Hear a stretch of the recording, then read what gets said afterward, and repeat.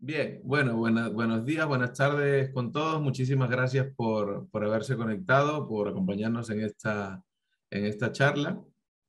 Gracias por haber llegado tan puntual todos, bueno, o la mayoría, eso está bastante bien también. Entonces, como ya saben, ¿no? Vamos a hablar de una manera simple, sencillita, ¿no? Acerca de cómo es que funcionan las cosas, ¿no? Vamos a intentar abarcar ahora, hola Yanni, vamos a hablar ahora acerca de un poquito de ITIL 4, pero vamos a ir un poquillo más allá del Foundation, vamos a hablar de cositas que no te cuentan o que no te tenemos que contar básicamente en los niveles fundamentos, aunque bueno, a veces pues los que me conocen pues saben que suelo pecar de infidencia y suelo ir un poquito más allá normalmente. Entonces, vamos a hablar acerca de ITIL 4, de qué pasa con los procesos, dónde están los procesos, ¿de acuerdo? Qué pasó con las prácticas, de dónde llegan las prácticas, cuál es la diferencia entre un proceso y una práctica, por qué una práctica no puede existir sin un proceso o varios, ¿de acuerdo? Y vamos a intentar darle la vuelta a todo eso, pues que de manual, ¿no? Digamos, se ha ido instaurando, ¿no? En el pensamiento colectivo, ¿no? Que ITIL 4 pues ya no tiene procesos, ¿no? Y bueno, pues eso en buena cuenta no es cierto, ¿vale? Vamos a preparar una presentación, me van a permitir un segundito. A ver, aquí. Ahora. Bien, bueno, ese soy yo, ya saben, ¿no? Bien, entonces, permítanme un segundito que lo pongo aquí. Bien, bueno, entonces vamos por el principio, ¿no? Práctica y proceso, pues ya sabemos que por lo menos a nivel de definición no son lo mismo, ¿no? Según ITIL 4, ¿no? Porque luego podemos encontrar, si nos ponemos específicos, y podemos encontrar en la RAE diferentes tipos de acepciones para cada una de ellas, pero según ITIL 4, ¿de acuerdo? Una práctica no es otra cosa que un conjunto de recursos organizacionales o organizativos pensados o diseñados para poder realizar un trabajo o lograr un objetivo. Entiéndase, por ejemplo, gestionar las finanzas, gestionar incidentes, gestionar los activos, gestionar los proveedores, ¿no? Es como, digámoslo así, un objetivo, ¿de acuerdo? Un objetivo que debemos lograr de alguna manera. Siempre, ¿no? Siempre nosotros digámoslo así, por definición, manejábamos procesos dentro de IT, ¿cierto? Siempre tuvimos procesos, más o menos procesos, dependiendo de la versión en la que hayamos caído siempre, ¿no? Con uno u otro alcance, repito, según las versiones con las que hayamos ido trabajando, ¿cierto? Pero siempre teníamos la lógica de que, bueno, dentro de lo que fue en su momento el ciclo de vida del servicio, pues habían agrupaciones de procesos por cada una de estas fases, ¿no? Entonces, si recordábamos la etapa de la estrategia, pues teníamos allí a la gestión de la estrategia, la demanda, la gestión financiera, el portafolio, el BRM, etcétera, ¿de acuerdo? Entonces, esta manera de agrupar los procesos en fases nos fue dejando pues una serie de anécdotas y de experiencias muy simpáticas y a veces incluso complejas, ¿no? El primer problema que nos encontrábamos con ITIL 4, perdón, con las anteriores ediciones de ITIL, ¿no? Era que mucha gente no sabía exactamente por qué proceso empezar o de qué manera implementar cada uno de estos procesos. A veces también pecábamos digámoslo así, de fanáticos del libro, ¿no? En el sentido de el libro dice tal cosa, el proceso debería hacerse así, etcétera. Y eso nos llevaba a situaciones muy encorsetadas, ¿de acuerdo? Muy estructuradas, donde finalmente pues estábamos todos atrapados, ¿no? ¿Para qué nos vamos a engañar? Nos llevaban a situaciones donde por lo menos la gran mayoría habrá vivido que, oye, antes de que hubiera ITIL, esto era más fácil, ¿sabes? Antes de que utilizáramos todo esto o antes de que pusiéramos esto en orden, las cosas eran más sencillas para nosotros, nos comunicábamos mejor, resolvíamos las cosas más rápido, no teníamos, entre comillas, tanta parafernalia, tanta escalada, tanto ticket, tanto portal, tantas historias. Y hemos pasado, por ejemplo, ¿no? Hemos pasado de una situación en la que, pues, oye, yo levantaba la mano, un compañero me ayudaba y el otro buscaba la pieza y el otro la instalaba, a una situación, pues, donde hay que llamar a un centro o a un sitio o a abrir un ticket a través de un portal, llegará a determinado fulanito, él decidirá con su criterio y experiencia si esto realmente es tan urgente como yo lo digo, se lo asignará a alguien, pues lo evaluará, dirá pues que esto no es aquí, lo mandará a otro lado, etcétera, ¿de acuerdo? Hasta que eso pueda terminar de una u otra forma derivando en un cambio, ¿vale? Y para este cambio, pues entramos en otra etapa parafernálica, ¿no? alguien abrirá la solicitud, esta será evaluada de alguna manera, se verá pues si hay un impacto operacional o no, ¿no? Habrán sugerencias para la aprobación o no de esta, esto irá a un comité, si es que hay espacio en este comité lo evaluarán, si no será en el siguiente, si te lo aprueban o no, pues habrá que planificarlo, etcétera, etcétera, ¿no? Y pasaba el tiempo, ¿no? Y pasaba el tiempo. Entonces, pasábamos de situaciones muy simples de nuestro día a día a una situación en la que por nuestra mejora, ¿de acuerdo? Por nuestra mejora y porque la empresa decidió hacer las cosas bien, teníamos una estructura que básicamente asfixiaba a la gran mayoría de personas, ¿no? La otra opción, ¿no? La otra opción era hacerlo básicamente como a ti te daba la gana, ¿no? Pero ¿dónde venía el tema? El tema venía donde tú te ponías a hacer lo que a ti mejor te parecía, pero luego por ahí llegaba pues la validación, ¿no? Oye, nos van a hacer una auditoría, necesitamos conocer la madurez de los procesos, queremos saber qué tan alineados estamos realmente a lo que dice ITIL, bla, bla, bla, bla, ¿no? Y al final obtenías un resultado donde simplemente pues estabas muy lejos de estar alineado o no tenías ni la más remota posibilidad de estar alineado realmente con ITIL. Un punto importante en esa situación es que no necesariamente necesitas estar alineado al 100% con ITIL para que las cosas funcionen, ¿de acuerdo? Y esa es la realidad del asunto. Te lo digo yo que llevo ya casi 20 años trabajando con este tema.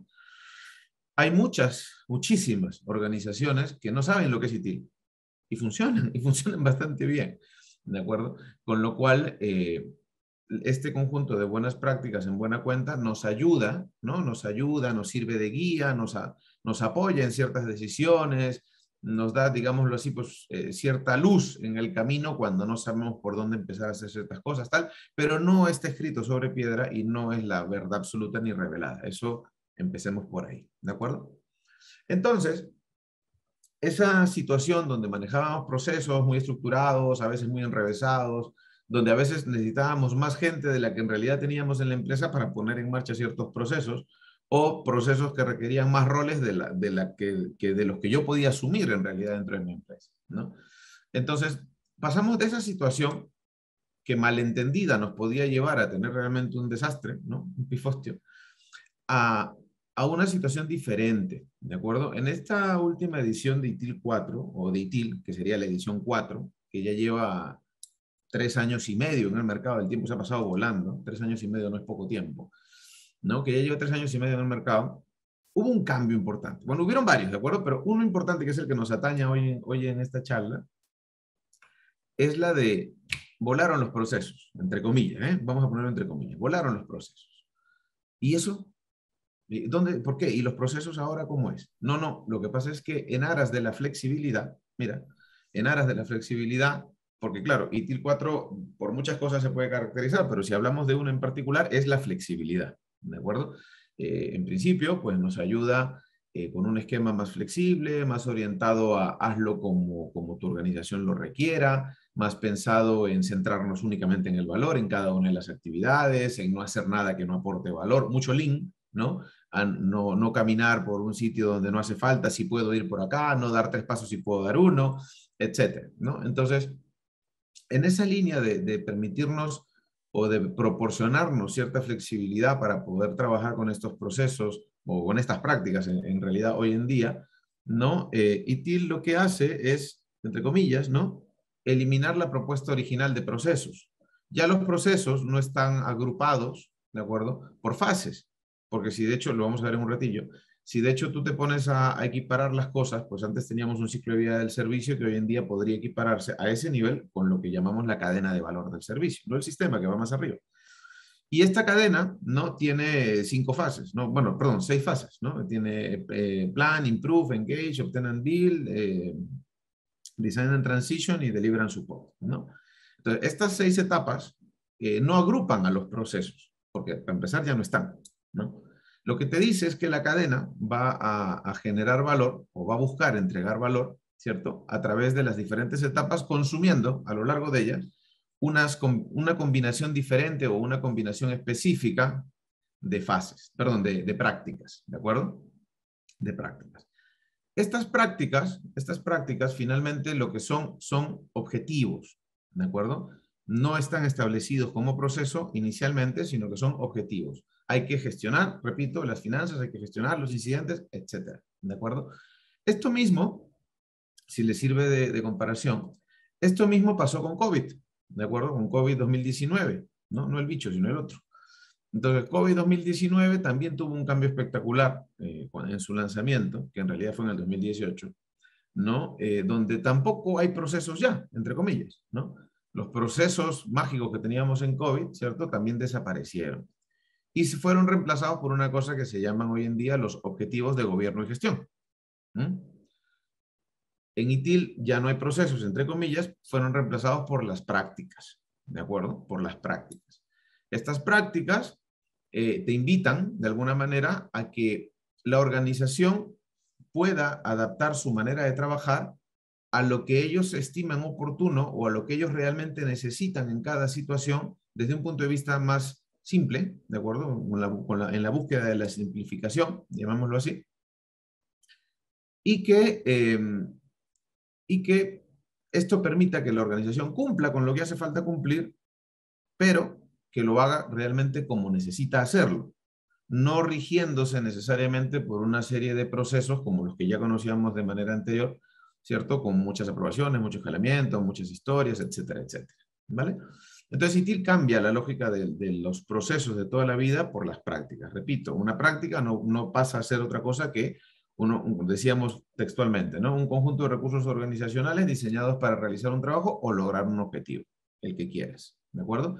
Y los procesos, que los tenemos todos muy vistos, ¿cierto? Son actividades o conjuntos de actividades que interactúan para transformar entradas en salidas, ¿de acuerdo? Lo que tú necesitas, lo que me dices que necesitas, en lo que yo te brindo que necesariamente busca satisfacer tu necesidad, ¿de acuerdo? Ahora, a ver, ¿dónde está esto? Ahora sí. Entonces, las prácticas que nos plantean hoy en día en ITIL 4 están agrupadas en tres grandes bloques, ¿de acuerdo? En tres grandes bloques. Tenemos las prácticas de gestión general, que como su propio nombre indica, si todavía no te has enterado muy bien de qué van, las prácticas de gestión general son para administrar la empresa, para gobernar y gestionar la organización, la empresa, ¿de acuerdo? El alcance de ITIL 4 ya no es más el que teníamos antes, que jugábamos en tres de las cuatro capas, ¿no es cierto? Jugábamos en la capa de negocio, en la capa de servicio, en la capa técnica, con 2011, ¿cierto? Sino ahora nos vamos hasta arriba, a la capa corporativa, ¿de acuerdo? Entonces ya tenemos un alcance completamente corporate en el que tenemos una serie de prácticas que nos ayudan a, digámoslo así, organizar la casa desde un punto de vista empresa, ¿de acuerdo? Empresarial. No necesariamente unidad de servicio que satisface unidad de negocio, ¿no? No servicios que se operan, que se mantienen y se soportan, sino hay toda una capa de prácticas que sirven para administrar la empresa. Netamente la empresa. Sirva la empresa para vender coches, para construir edificios, para fabricar pintura, da exactamente igual. Tenga un área de tecnología más grande que la otra, eso da exactamente igual. Las prácticas de gestión general sirven para administrar la organización.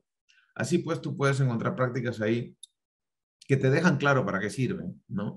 Como la gestión de proveedores, que ya no son proveedores netamente del servicio, sino son proveedores de la empresa, ¿cierto? Ya cuando hablamos hoy en día de gestión de proveedores, ya no hablamos de los complementos, ¿no? En habilidades y competencias que me ayudan a completar lo que yo no tengo para entregar un servicio. No, no. Ya estamos hablando de proveedores a nivel corporativo, para los servicios, para los productos, para los proyectos, para los programas, que además es el alcance actual que tiene el portafolio. También ha crecido muchísimo, ¿cierto? Entonces, tan es así que, por ejemplo, hoy en día cuando hablamos de gestión de proveedores, ¿de acuerdo? Ya no hablamos de la dinámica habitual, sino hablamos de SIAM, ¿no? Hablamos de SIAM, el Service Integration, ¿cierto?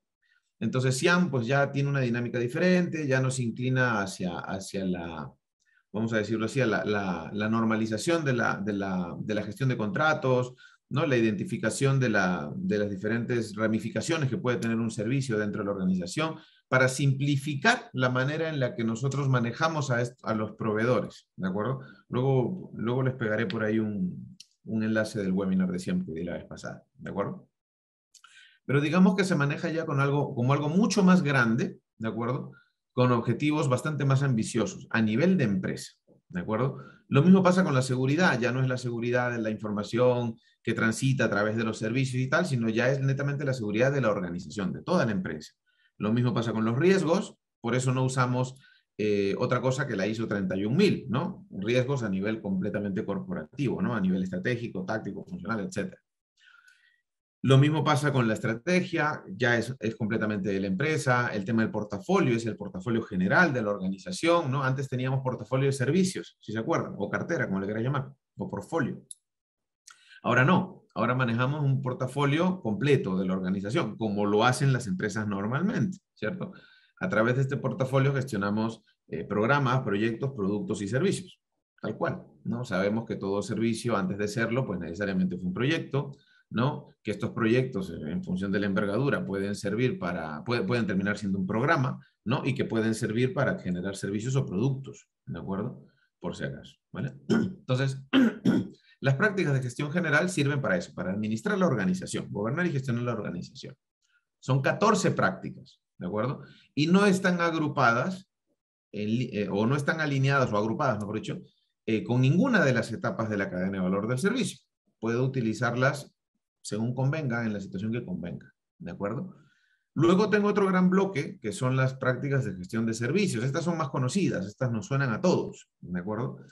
Que son otro grupo de 17, donde tienes disponibilidad, cambios, incidentes, requerimientos, activos, configuración, el service desk, etcétera, ¿de acuerdo? Que son ya netamente pensadas en la capa de negocio, en la capa de servicios y en la capa técnica, de las 3 capas, de las 4, ¿de acuerdo? Con estas prácticas, pues terminamos de crear, armar, disparar y soportar, ¿no? Los diferentes productos o servicios que podemos ir manejando. Son, si le echas un vistazo, pues son las más habituales, las que conocemos de toda la vida, por decirlo de alguna manera, ¿de acuerdo? Y luego tenemos otro gran grupo, que son las prácticas de gestión técnica, netamente técnica, ¿de acuerdo?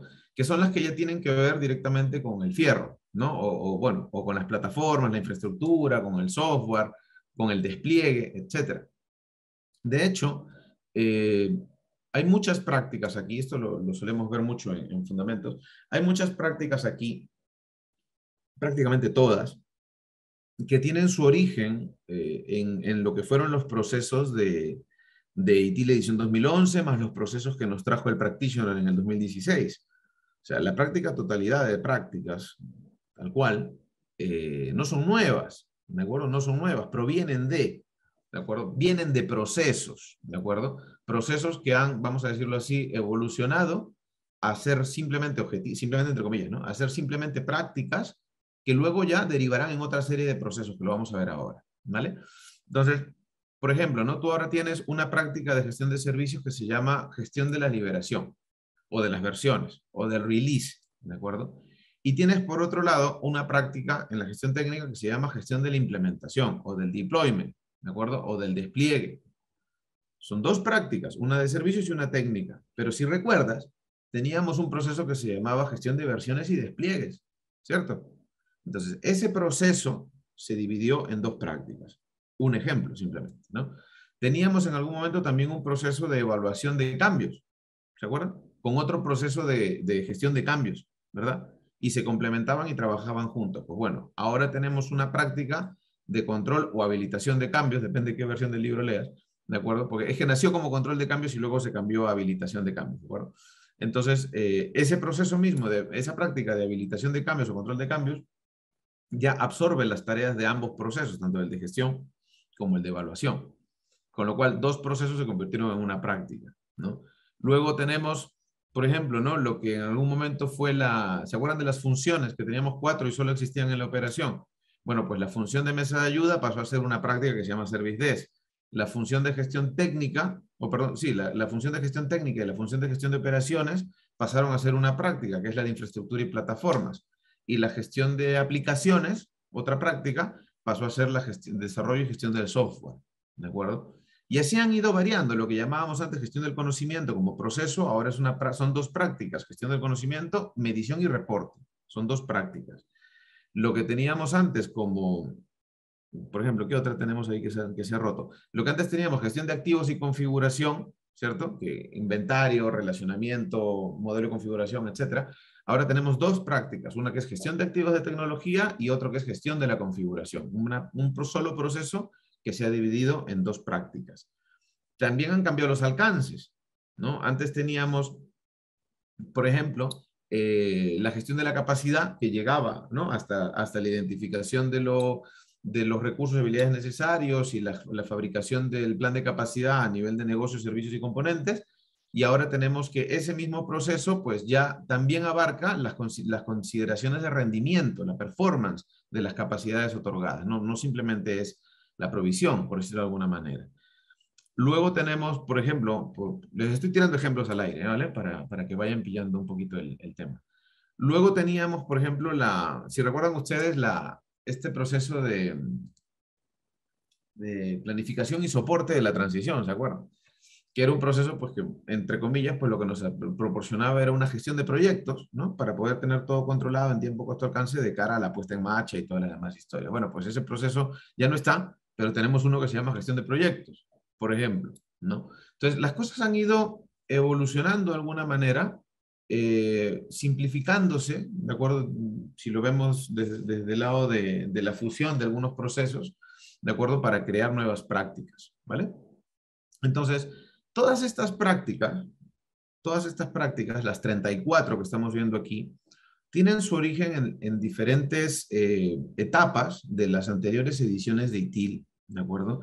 El grueso, la mayor parte de estas prácticas, vienen de la edición 2011 de ITIL, ¿de acuerdo? De donde la inmensa mayoría venían de la versión 3, tal cual.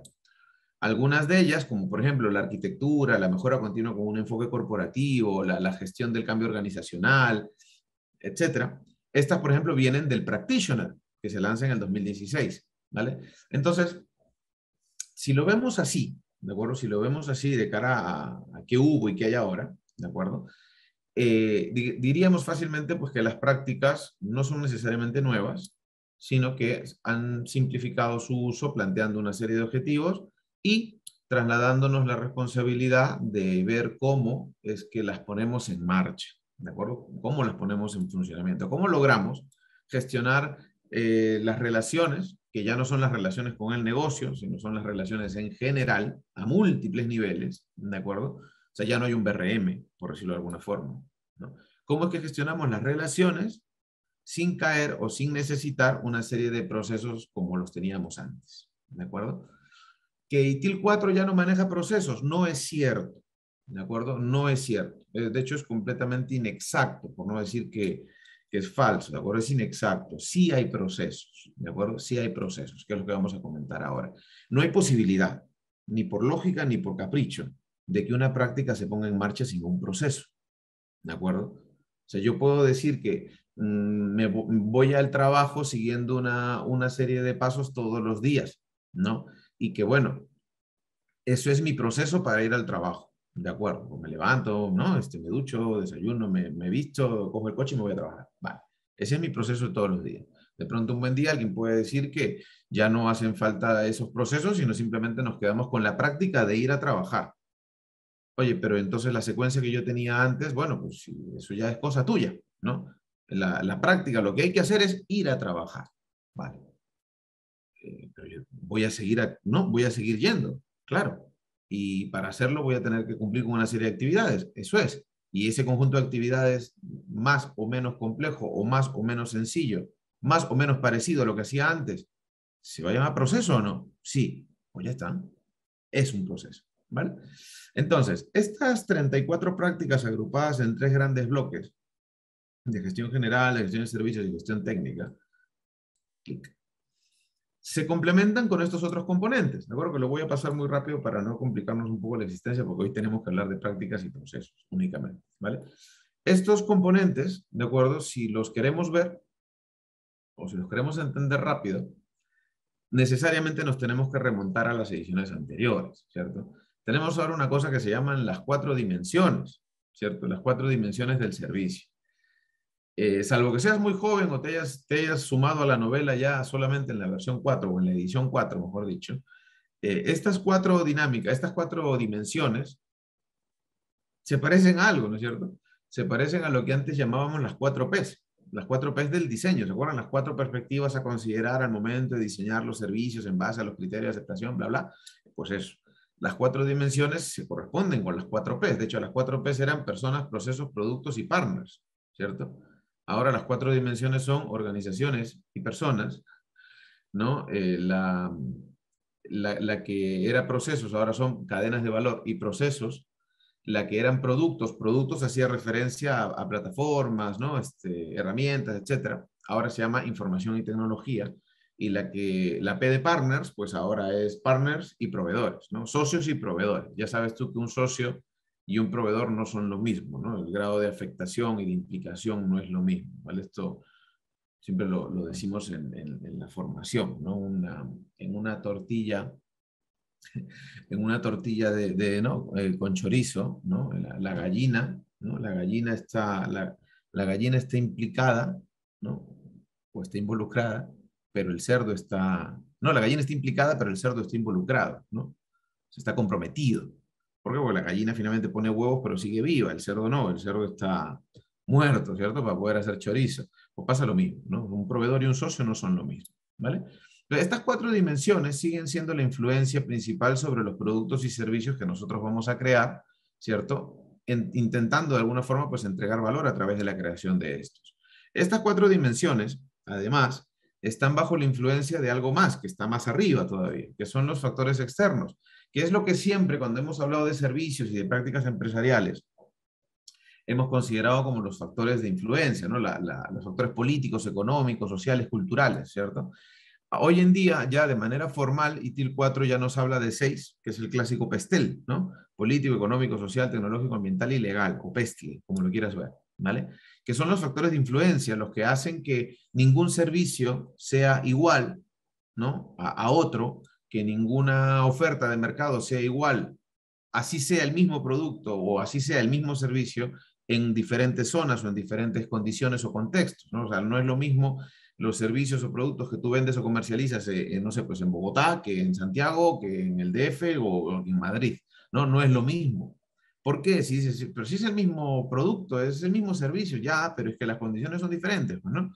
La moneda es distinta, la presión tributaria es distinta, la socioculturalidad también es distinta, los aspectos legales también, no sé, pues la estabilidad o las condiciones políticas tampoco son las mismas. Entonces, todo eso finalmente influye, ¿no? En la forma en la que nosotros vamos a considerar la fabricación o creación de los servicios y obviamente el valor que podemos esperar de ellos, ¿vale? Entonces tenemos, si lo vemos desde arriba, así en ángulo cenital, vemos, ¿no? Que lo primero con lo que te estrellas son los factores externos, político, económico, social, tecnológico, ambiental y legal. Debajo de ellos están las cuatro dimensiones del servicio, ¿no? Organización y personas, información y tecnología, cadenas de valor y procesos, socios y proveedores. Y dentro de esto, dentro de la influencia de estas cuatro dimensiones, los productos y servicios que nosotros vamos a crear.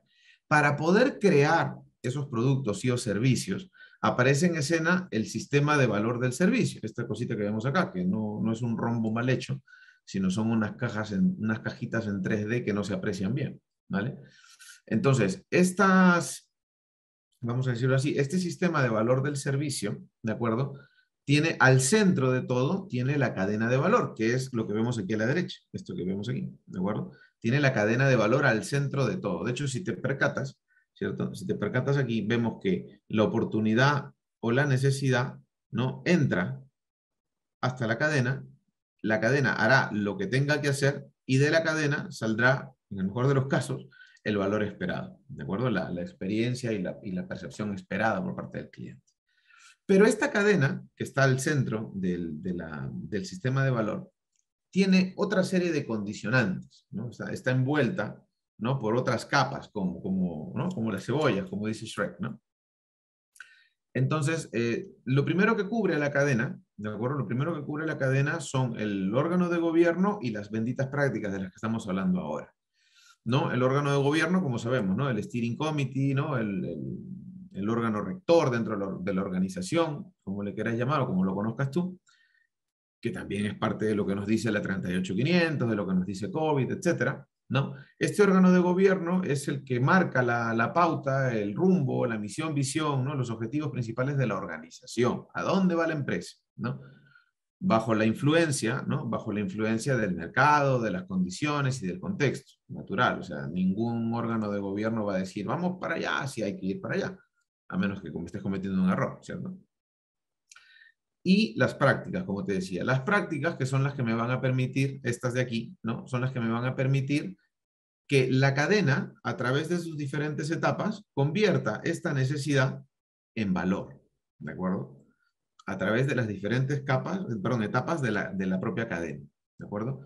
Utilizaremos una serie de prácticas, ¿no? En la combinación que corresponda, a través de cada una de ellas. Algunas tantas con la etapa de Engage, otras tantas en Design and Transition, otras en Deliver and Support, Obtain and Build otras tantas, etcétera, ¿de acuerdo? Tal cual. De hecho, las condiciones de plan y de improve, que son dos etapas también de la cadena, están conectadas al mismo nivel. Entonces, por ejemplo, si te das cuenta, si superpones la cadena sobre el sistema de valor, te darás cuenta que plan engancha justo con governance. Y no es coincidencia. Plan engancha con governance porque la principal razón de ser de la etapa de plan es validar, ¿no? Validar que todo lo que va a ocurrir dentro de la cadena, en búsqueda de la creación de valor, por supuesto, está, vamos a decirlo así, restringido, ¿no? O está alineado, sería mejor, ¿no? Está alineado con lo que establece el órgano de gobierno, ¿de acuerdo? O sea, si tu organización no debe contratar con el Estado, imagínate, ¿no? Por temas reputacionales, o no puede participar, o no debe participar con ningún tipo de organización, o mejor dicho, en ningún proyecto donde no tenga una garantía de un 30% de rentabilidad, y eso está marcado por la organización como restricciones, ¿cierto? Es de lo primero que se va a enterar la cadena. A través de plan se validan las restricciones que da el órgano de gobierno y se aplican a toda la cadena, ¿de acuerdo? A toda la cadena. De esa manera, pues, entre comillas, ¿no? Porque al final nada es perfecto. De esa manera, podríamos tener, entre comillas, repito, la certeza de que todo lo que está ocurriendo en la cadena está alineado con lo que busca el negocio, ¿no? ¿Se acuerdan la famosa frase de hay que alinear nuestros objetivos, ¿no? Con los objetivos de la empresa? Pues eso, ¿de acuerdo? Y por otro lado, si te das cuenta, la etapa de improve, ¿no? Calza con la etapa de las prácticas, ¿vale? Lo que se busca es que a través de la cadena se apliquen los principios de mejora continua permanentemente en todas las etapas y en el uso de las diferentes prácticas que vamos a aplicar para poder generar estas cadenas de valor, ¿de acuerdo? Esta cadena de valor que estamos viendo aquí es, vamos a llamarlo así, es el componente de lo que tendría una cadena, ¿de acuerdo? A nivel estructura únicamente.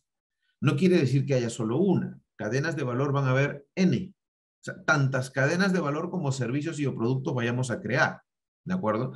Entonces tú dices, pero ¿por qué productos? No, si esto no era servicios, tan... Sí, lo que pasa es que hoy en día ya hablamos de producto, perdón, hablamos de servicios digitales, principalmente, ¿cierto?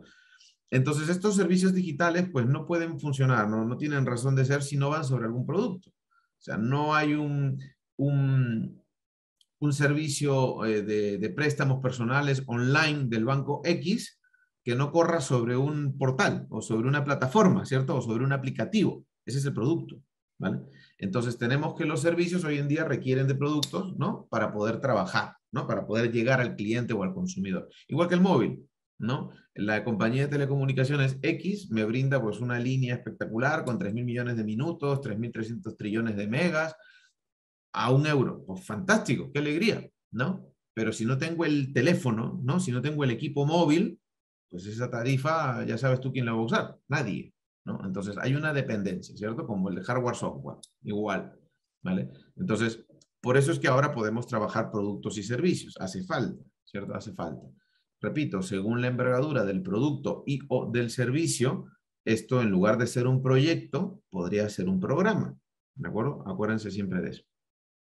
Entonces, eso como parte de la primera capa, ¿no? Que cubre la cadena de valor. Por encima está la parte más, otra capa, perdón, que digamos que es la capa filosofal, ¿vale? Donde están los principios guía, ¿de acuerdo? O los principios rectores, que ya los traíamos de Little Practitioner, donde teníamos 9, no 7, ¿vale? Y la mejora continua a nivel corporativo, ¿de acuerdo? Es decir, ya no hablamos de la mejora continua del servicio o del producto o del día a día, que también existe, ¿de acuerdo? Sino esta mejora continua ya es la mejora continua a nivel organizativo, toda la empresa, ¿no? De hecho, hay una parte donde se establece claramente que la mejora continua es tarea de todos, ¿no? Es una responsabilidad de toda la organización y todos los que formamos parte de la organización estamos, vamos a decirlo así, en la obligación de aplicar a la mejora continua, ¿no? siguiendo, pues ya, eso ya lo sabes, ¿no? Siguiendo el modelo de los 7 pasos, ¿no? De dónde estoy ahora, dónde quiero estar, si recuerdo, etcétera. Entonces, este conjunto de principios guía y de prácticas y de órgano de gobierno y de mejora continua, etcétera, envuelven a la cadena que buscará entregar valor de alguna forma, ¿de acuerdo? Por otro lado, tenemos los principios guía, que te los mencionaba hace un rato, que los tienes ahí, que provienen de lo que fue el practitioner, y estos principios, te los pongo ahí en particular, me faltó pegar el cuadro de mejora continua. Están ahí en particular porque son de obligatoria aplicación, vamos a decirlo así. Lo que se dice es que yo debo aplicar estos principios guía en todas las actividades que se desarrollen dentro de la organización, en todas, sin importar el lugar, el origen o el objetivo en sí de la actividad dentro de la organización. Estos principios se deben aplicar, ¿no? Enfócate en el valor, empieza desde donde estás, ¿cómo se llama? Progresa y trabaja iterativamente, colabora y promueve la visibilidad, etcétera, ¿no? Piensa y trabaja holísticamente, manténlo simple y práctico y optimiza y automatiza, ¿vale? Entonces, estos principios guía, se aplican sobre todas las actividades de la cadena, sobre todas las implicancias del sistema de valor, al momento de hacer definiciones o propuestas dentro de las dimensiones del servicio, al momento de aplicar cualquiera de estas prácticas y los procesos que están debajo, etcétera, ¿de acuerdo? Entonces, digamos que de los principales cambios que hemos tenido en ITIL ha sido esto, ¿no? Hemos reemplazado vamos a decirlo así, hemos reemplazado un ciclo de vida del servicio por una cadena, ¿no? Hemos reemplazado 4Ps por 4 dimensiones, hemos, digámoslo así, inclinado el tema para darle más equilibrio en el sentido de que el valor es co-creado, ¿no? Ya no es un problema únicamente del proveedor de servicios, sino ya es un problema y responsabilidad tanto del proveedor como del consumidor, ¿no? Cosillas importantes. Los principios, las prácticas, etcétera, que claro, a muchos de ustedes, ¿no? A muchos de ustedes que lo están viendo por primera vez a lo mejor, les resultará pues, nuevo y completamente ajeno a mucho de lo que habéis visto antes con ITIL. Sin embargo, pues lo cierto es que todo esto viene de atrás, ¿de acuerdo? O sea, si llevas 3 o 4 versiones de ITIL ya a cuestas, pues sabrás de dónde viene cada una de estas cositas, ¿vale? Y tiene sentido, o sea, tampoco es cosa de reinventar la rueda, ¿no? Bien, entonces, si vemos, perdón, ahora, por ejemplo, ¿no? Decíamos, no, pero ITIL ya no maneja procesos, no es cierto, ¿de acuerdo? Por ejemplo, si revisamos en detalle, ¿de acuerdo? Si revisamos en detalle las prácticas y la propuesta de las prácticas, etcétera, nos vamos a encontrar con que hay una serie de procesos, ¿de acuerdo?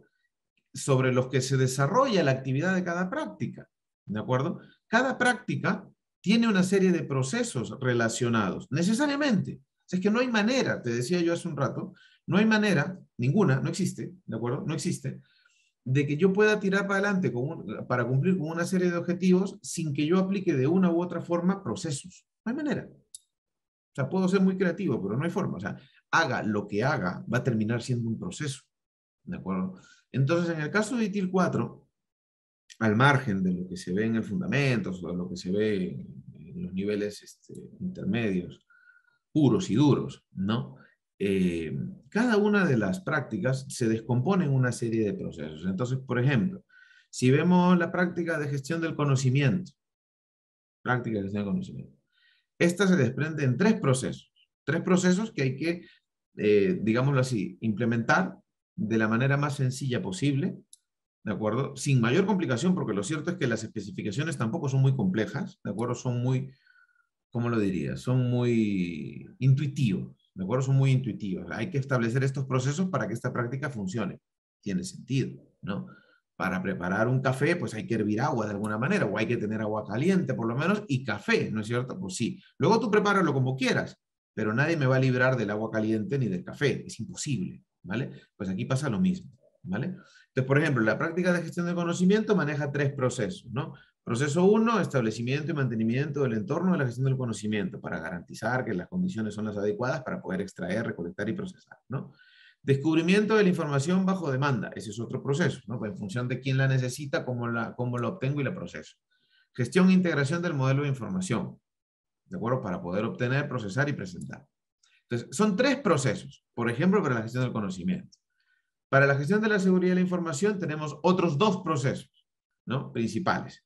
La gestión de incidentes de seguridad y la auditoría y revisión de lo implementado. Tal cual. Y tú dices, pero oye, pero con esos dos procesos o con esos tres procesos, ¿yo podría tener la práctica implementada? Pues sí. Obviamente puedes hacer más cosas, ¿no? O estos dos procesos puedes utilizarlos de manera más sencilla, pero por ejemplo, para poder tener auditoría y revisión, debe haber una política, deben haber objetivos que cumplir y que revisar, ¿no es cierto? Para poder gestionar incidentes de seguridad, primero tengo que tener claro qué es un incidente de seguridad, basándome en mis riesgos, en mi impacto, ¿cierto? En qué tan eh, relevante es la información o la afectación que se puede estar produciendo. Entonces, hay un montón de implicancias para la participación y creación de estos dos procesos en particular. O sea, no es dos procesos, lánzalos y tira. No.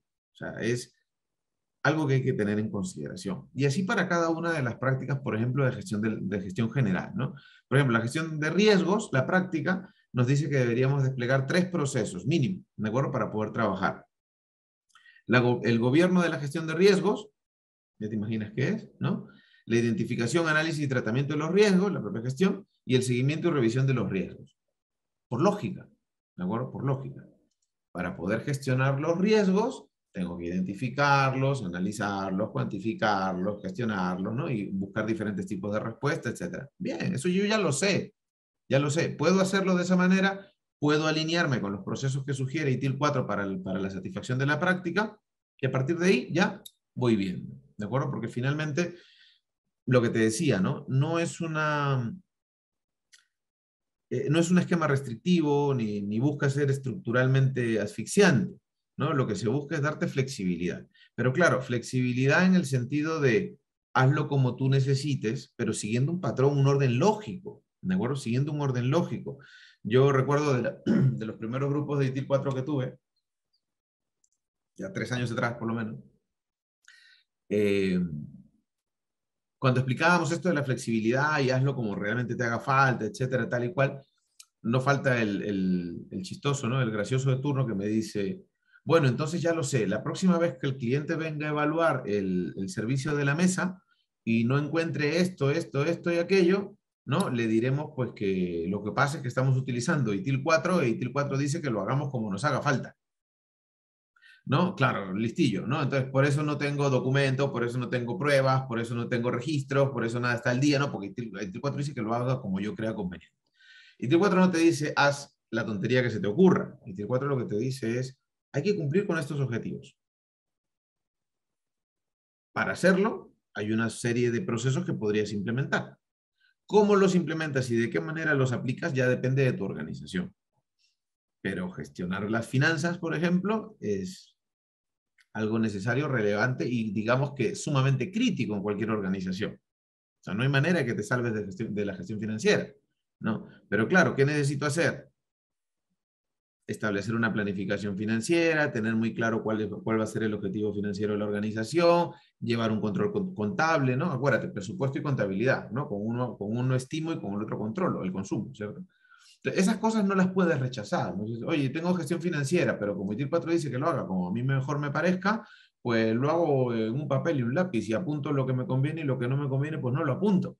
Está mal, ¿de acuerdo? Entonces no nos vayamos por los cerros de Úbeda, ¿vale?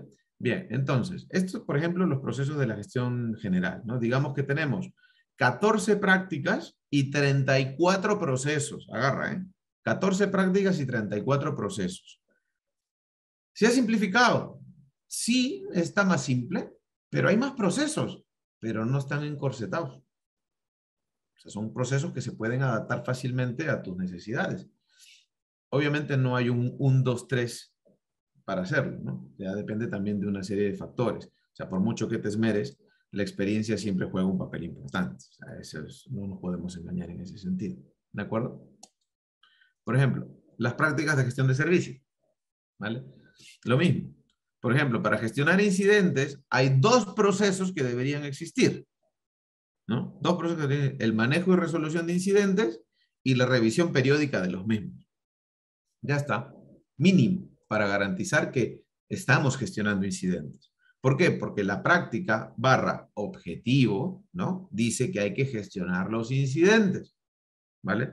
Para poderlos gestionar, yo tengo que concatenar una serie de actividades para, ¿no? Para poder garantizar el soporte o el servicio de la manera acordada. Bueno, pues para eso me dice ITIL 4 que yo necesito implementar dos procesos, al menos. El manejo de los incidentes y la revisión de los mismos. Permanente, ¿no? Periódica. Lo mismo para la continuidad del servicio, para el diseño, para la mesa de ayuda, ¿no? Por ejemplo, la mesa de ayuda, más allá de ser un único punto de contacto, un centro que podemos tener en Swarming, en Enjambre, ¿no? O que lo podemos tener disperso, como tú quieras hacerlo, ya depende de tu organización y del tipo de organización que tengas, ¿no? Nos dice que al menos deberíamos manejar tres procesos, ¿no?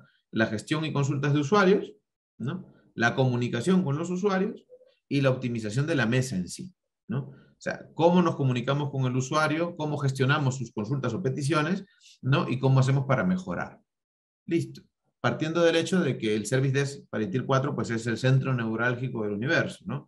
La atención con el cliente, el que garantiza el user experience, el que garantiza el viaje adecuado, el que garantiza un montón de cosas, ¿no? O sea, pasa de ser el único punto de contacto o de buscar ser el único punto de contacto a, además de eso, buscar ser el centro de acopio de la satisfacción, ¿de acuerdo? Para poder gestionar todo dentro de una buena experiencia, ¿vale? Ahí les he pintado la gestión de problemas porque es un ejemplo que vamos a ver en un ratillo, ¿vale? Entonces, por ejemplo, en el caso de las prácticas de gestión de servicios, ¿no? Tenemos eso, tenemos 17 prácticas, lo que hemos dicho, y un total de 44 procesos, ¿de acuerdo? 44 procesos. 17 prácticas, 44 procesos. Entonces, oye, pero entonces ahora hay más procesos que antes. Sí, con un enfoque diferente, pero sí, hay más procesos. No son tan complejos como vas a ver en un ratillo, pero están ahí, ¿no? Están ahí. Y eso es importante porque finalmente, digamos que le da fondo a las cosas, ¿no? Es que es muy fácil decir, ya no hay proceso, solamente es cumplimiento de prácticas, ¿no? Y esto tiene una serie de objetivos y para de contar. Ya, pero, a ver, ¿no? ¿Cómo me organizo? ¿Cómo lo hago? ¿No? ¿Cómo me auditan? Primer punto, ¿no? ¿Cómo hago para que me auditen? ¿O cómo hago para demostrar que estoy cumpliendo con la práctica? ¿Cómo hago para demostrar que eso de gestión de problemas o gestión de incidentes es algo que yo realmente estoy haciendo? ¿No? No, porque pues, si no, la práctica dice que lo haga como yo quiera y yo decido, ¿no? Que se hace con dos clics y, ¿no? Un boli y un folio de papel. Ya está. Eso está mal, ¿no? Entonces, la manera de poder demostrar que se sigue una secuencia lógica, que se cumple con una serie de criterios, que hay un análisis de por medio, que hay actividades vinculadas y que hay manera de hacer seguimiento y comprobación, son los procesos que hay detrás de cada práctica. ¿De acuerdo? Entonces, repito, ¿no? Por el lado de la gestión general, tenemos 14 prácticas y 34 procesos. Por la de gestión de servicios, tenemos 17 prácticas y 44 procesos. Agarra, ¿eh? Y en la gestión técnica, tenemos 2 y lo que haga falta. ¿De acuerdo? Tenemos 3 prácticas, ¿no? Gestión de implementación, infraestructura y plataformas y desarrollo y gestión del software. Bien. Tenemos 2 procesos para el tema de la implementación o despliegue o deployment, como lo quieras llamar. La implementación en sí, ¿de acuerdo? Y el desarrollo y revisión de los modelos de implementación. Para de contar. No hay más. Pero luego tenemos las otras 2 prácticas de infraestructura y plataformas y desarrollo y gestión del software, para lo cual, como ya te habrás imaginado, no hay manera de establecer un proceso u otro, ¿de acuerdo? Lo que te dice ITIL 4 en este caso es que existen numerosos modelos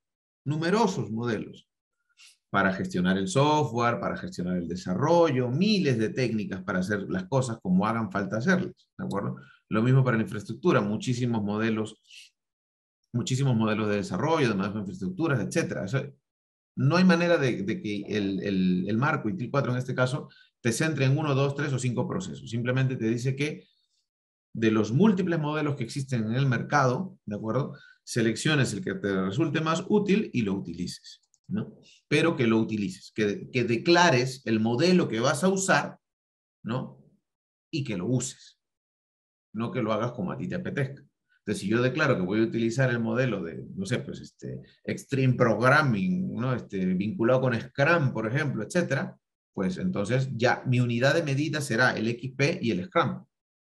Entonces, cuando yo tenga que demostrar que estoy cumpliendo con la práctica, diré, yo utilizo estos dos, y estos dos implican todo esto de acá. ¿Y lo estás haciendo? Pues sí, mira, puedo demostrarlo de aquella forma. ¿De acuerdo? Eso es importante. Entonces, tenemos hasta ahí, ¿no? Dos procesos, ¿de acuerdo? 3 prácticas, 2 procesos. ¿Vale? ¿Vale? Entonces, si lo vemos hasta ahí, ¿qué tenemos? Tenemos 34 prácticas y más de 80 procesos. 80 procesos declarados, ¿de acuerdo?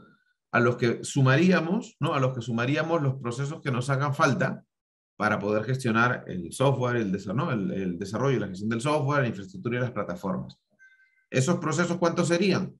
Pues depende. ¿De qué? De la cantidad perdón, del modelo que utilices o de la técnica que utilices para gestionar la infraestructura y el software.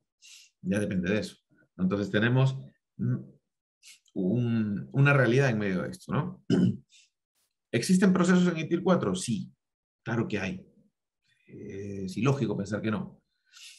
Pero ITIL 4 lo que pone hoy delante son las prácticas, ¿no? Con una serie de objetivos, como COVID, igual, COVID 2019.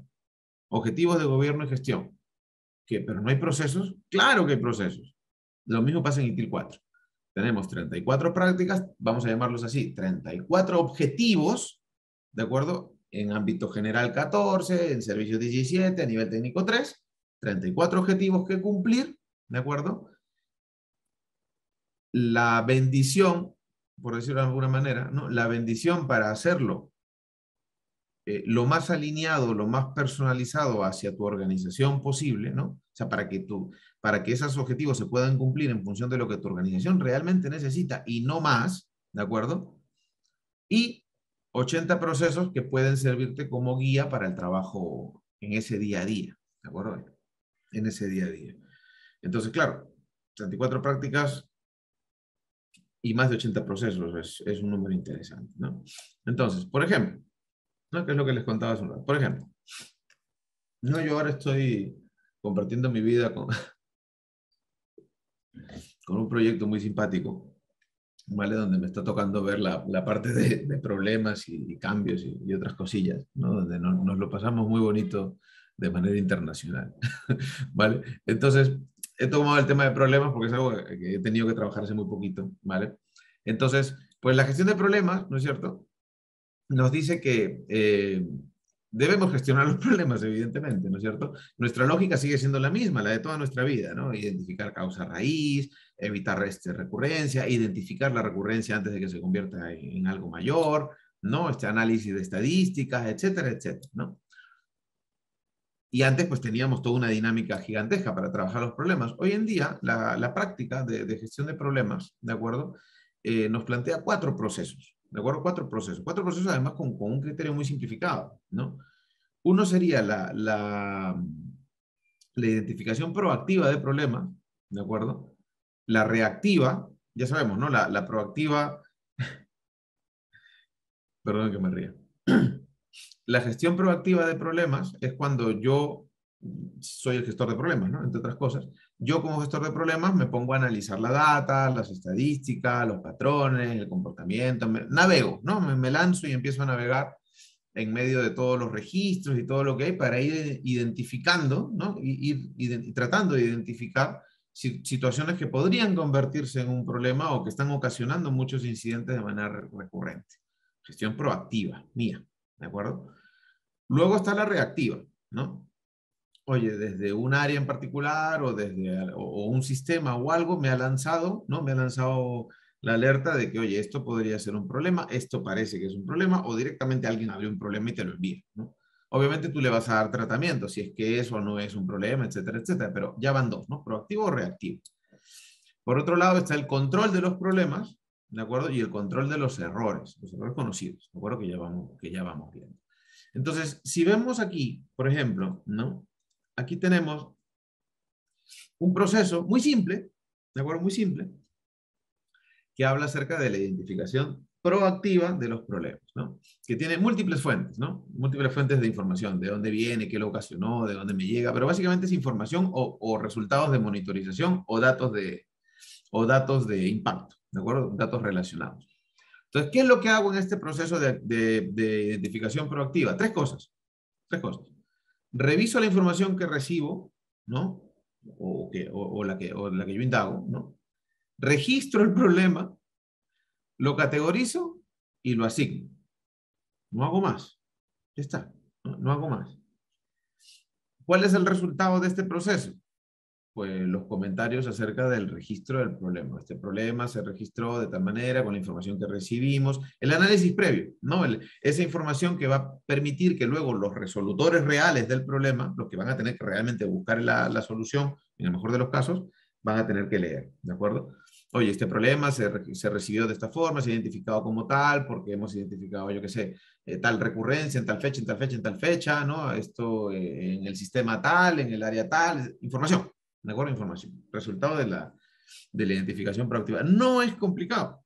¿De acuerdo? No tiene mucha ciencia, vamos a decirlo así. De hecho, si te das cuenta, es muy de criterio puro. ¿De acuerdo? Es muy de criterio, muy de lógica. ¿Vale? Hay gente que le gusta complicarse la existencia, ¿no? Obviamente, pero normalmente pues suelen ser cosas un poco más sencillas, más hoy en día. ¿Vale? El proceso de la gestión reactiva, más simple todavía, ¿no? De los registros de los incidentes, los datos, los acuerdos de nivel de servicio que se cumplen o que no se cumplen, etcétera, ¿no? ¿Qué es lo que hago? Como ya me llega de algún lado, pues registro el problema, aunque la gente diga que no hay que registrarlo porque ya llega en un registro de ticket y tal, Raúl, no voy a decir nada más, ¿no? Entonces, se registra el problema, ¿cierto? Se categoriza y se asigna. Para de contar. Ya está. Ah, pero la buena práctica dice que hay que registrar el problema. Sí, pero no viene de un incidente, pero hay que registrar el problema. Pero bueno, eso ya da igual, ¿vale? ¿Cuál es la salida? Los registros de problemas. Y para de contar. Simple, ¿eh? Simple. No tiene mucha ciencia en realidad. El control de problemas, ¿no? Lo que busca es eso, ir generando la propia investigación, ¿no? Identificando las comunicaciones necesarias, ¿no? Cómo registramos los errores conocidos, etcétera. ¿De acuerdo? No tiene mucha ciencia tampoco. Es simple. Si te das cuenta, el proceso es sencillito, ligero, ¿no? No tiene mucha complicación en ese sentido. Pero hay que ponerlo en marcha. Y luego está el control de errores, ¿no? El control de errores que básicamente es el que nos genera todo, ¿no? Nos genera todos los registros posibles, ¿no? El registro de problemas actualizado, las solicitudes de cambio, si es que de esta solución tiene que salir un RFC, ¿no? Las solicitudes de cambio, las soluciones a los problemas, las definitivas, en el caso que los tengamos, ¿no? Las temporales también, por supuesto, los modelos para resolver ciertos problemas, una solución a incidente, que al final no era un problema, era un incidente, ¿no? Iniciativas de mejora múltiples, ¿de acuerdo?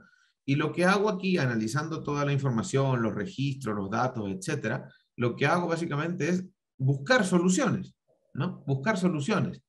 Buscar una solución, implementarla, hacer un seguimiento al resultado de la misma y cerrarlo. Ya está. Dices, oye, pero está fácil, ¿no? Hombre, está más fácil que hace unos cuantos años. Sí, el planteamiento es mucho más sencillo, ¿no? De hecho, en otro webinar lo que voy a hacer es comparar procesos con prácticas actuales. O sea, los procesos que teníamos antes con las prácticas actuales, para que los que no lo hayan visto hasta ahora se enteren un poquito de qué va, ¿vale? Entonces, por repasar, ¿no? La gestión de problemas en sí nos plantea la necesidad de 4 procesos, ¿no? La práctica, 4 procesos. Identificación proactiva, reactiva, el control en sí de los problemas, ¿no? De donde se desprende el tema de la investigación y la comunicación, ¿no? Y el control de los errores para la generación de registros, peticiones, soluciones, etc. ¿De acuerdo? ¿Tengo tiempo? Bien. Entonces, hasta aquí, ¿alguna pregunta? ¿Alguna duda?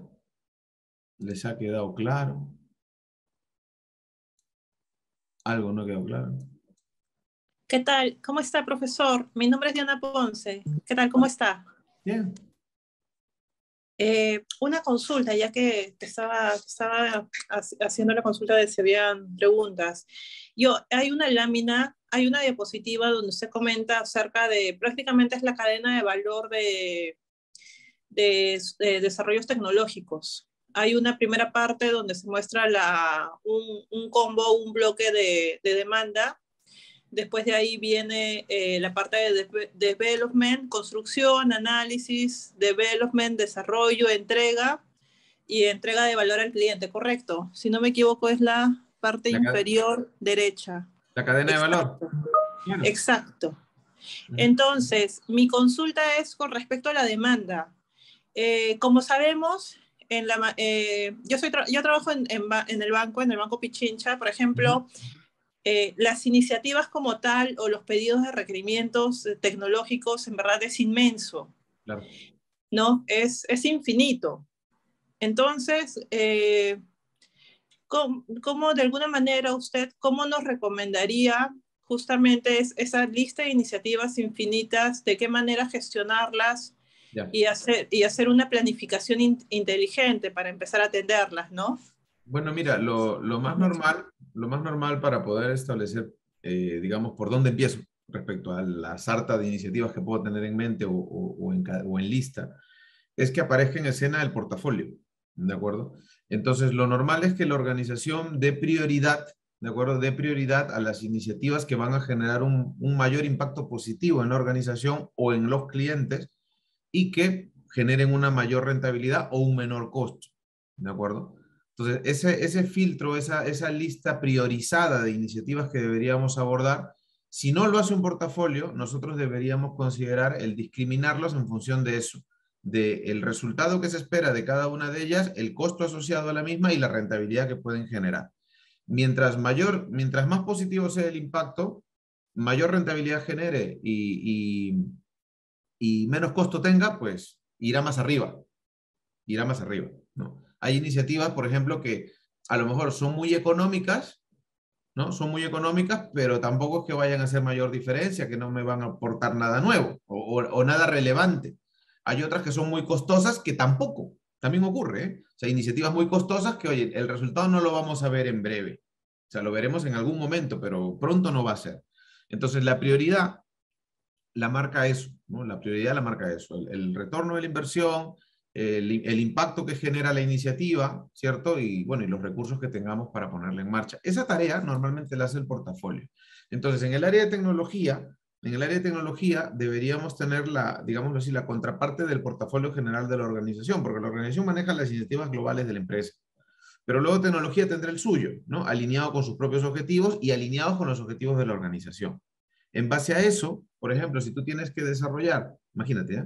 Si tienes que desarrollar dos aplicativos y uno de ellos es para incrementar, yo qué sé, uno de ellos va a llegar más directamente al consumidor y va a generar una mejor experiencia y probablemente nos consiga más negocio, ¿de acuerdo? Y la otra, entre comillas, simplemente es un aplicativo por el cual el cliente va a poder hacer consultas a sus movimientos los fines de semana, ¿de acuerdo? Pues entre las dos, por lo menos en el ejemplo, ¿no? La que mayor resultado o la que mayor positividad tendría sería la que llega al cliente y nos generaría mayor negocio. Entonces, esta iría primero, ¿no? No sé si me explico. Clarísimo, doctor. Perdón, profesor, muchas gracias. Ah, Gracias. eso estamos, ¿no? ¿De qué? Vale. ¿Alguna duda, chicos? Chicas. ¿Estamos claros? Hoy he querido ser preciso para no quedarnos acá 2 o 3 horas, como me suele pasar. ¿Vale? Entonces yo creo que ha quedado claro, ¿no? Si no tienen dudas, si no tienen mayores complicaciones, les voy a dejar aquí en en el chat, les estoy dejando el webinar de Siam, ¿de acuerdo? Para que lo tengan presente por si les resulta interesante o necesario, ¿vale?